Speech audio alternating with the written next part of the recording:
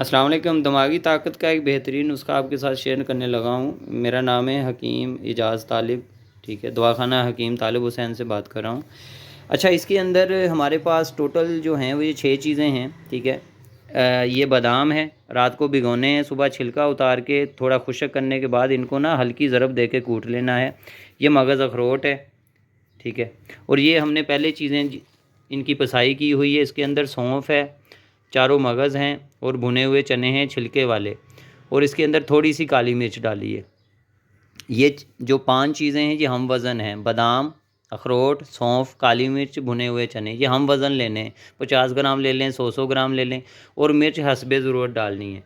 اور اس میں چینی آپ نے اپنے ضرورت کے مطابق ڈالنی ہے، آدھی ڈال لیں یا برابر وزن ڈال لیں۔ شوگر والا پیشنٹ ہے وہ نہ استعمال چینی ڈالے۔ یہ بہت اچھی چیز ہے، دماغ کو طاقت دیتی ہے، ٹھیک ہے، یادداشت کو بہتر کرتی ہے۔ شوگر والوں کو نظر کی جو کمزوری ہے اس کے لیے بہت اچھی ہے۔ جن لوگوں کو اینک لگی ہوئی ہے، ابتدا میں ہے، ان کے لیے یہ بہت اچھی چیز ہے۔ وہ اس کو کوئی 5-6 مہینے کھائیں گے تو انشاءاللہ ان کی اینک اتر سکتی ہے، ٹھیک ہے۔ یہ بہت اچھی چیز ہے، خود گھر میں بھی آپ تیار کر سکتے ہیں، بنی بنائی بھی ہم سے لے سکتے ہیں، کیونکہ یہ تھوڑا بادام کے اوپر محنت کرنی پڑتی ہے، باقی چیزوں میں تو اتنی مشکل نہیں ہے۔ بہرحال دونوں آپشن ہیں آپ کے پاس، خود تیار کر لیں یا ہم سے جو تیار شدہ ہے وہ منگوا لیں۔